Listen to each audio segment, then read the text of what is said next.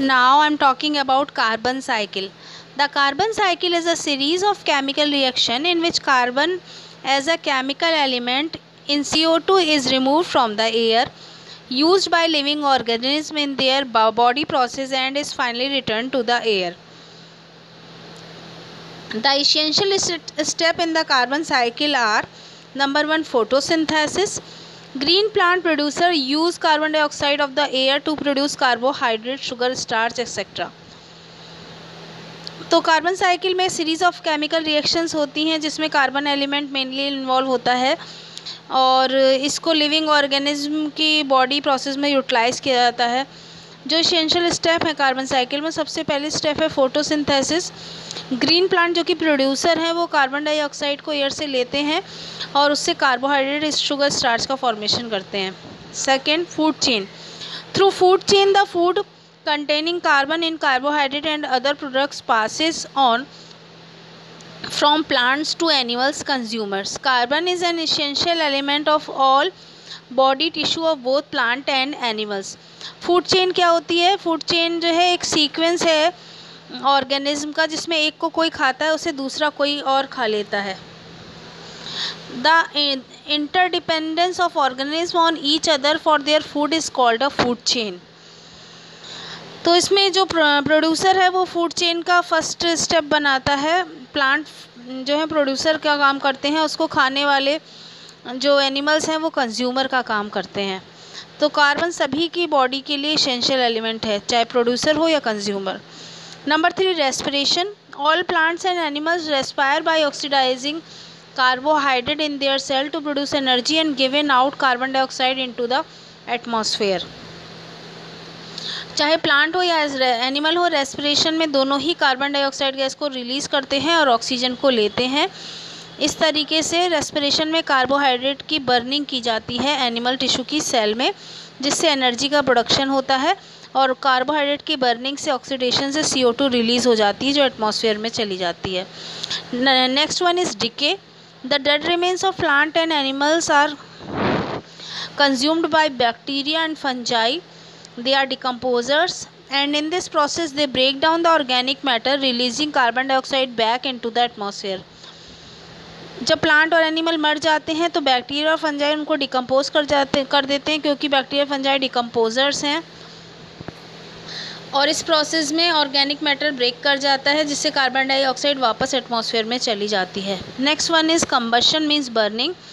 When a fuel such as wood or fossil fuel like coal, petroleum or natural gas is burned, the carbon contained in it is oxidized to carbon dioxide which is given back into the atmosphere.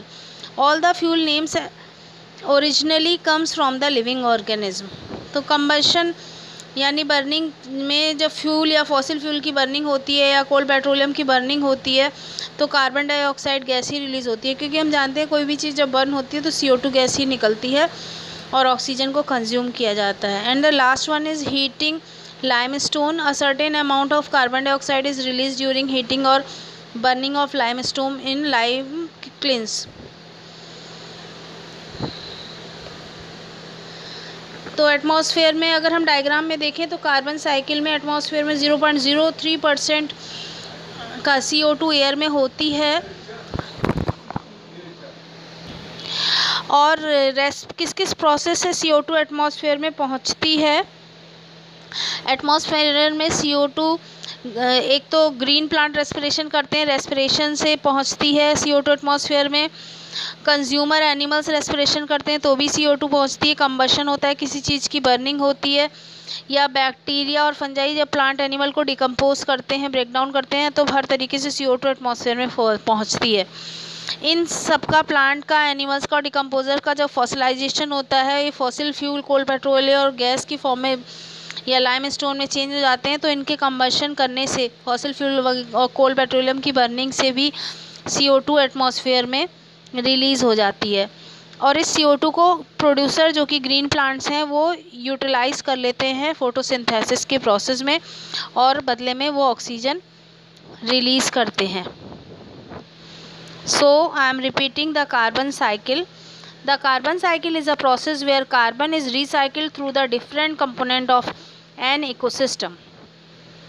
Major step of carbon cycle are: carbon enters the atmosphere as carbon dioxide from respiration, breathing and combustion burning.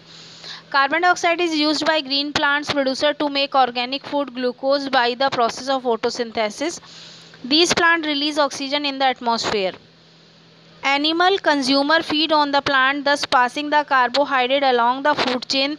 They oxidize the carbohydrate in the process of respiration and exhale CO2. The animals and plant then eventually die. The dead animals and plants are eaten by decomposers in the soil. The carbon that was in their bodies is then returned to the atmosphere as carbon dioxide. In some circumstances, the process of decomposition is prevented. These plants and animals may then be fossilized and become the source of fossil fuel, which can be used in the future for combustion. Now I am explaining food chain again. What is food chain and food web? The organisms in an ecosystem are linked together through the process of eating and being eaten. The green plants are called producers since they are capable of synthesizing the food material using CO2 and H2O in the presence of sunlight. This food is eaten by the consumer. The primary consumer are herbivore, secondary consumer are carnivores, and top consumer are omnivores. The dead bodies of plant and animals are decomposed by decomposers like bacteria and fungi. This interdependence of organisms on each other for their food is called a food chain. I am repeating, interdependence of organisms on each other for their food is called a food chain.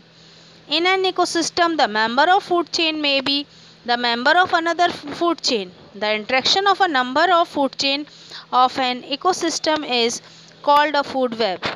So, food web is a mixture of food chain. Example of food chain is green plants seed was eaten by mice, mice was eaten by snake, and snake was eaten by eagle. Second one example is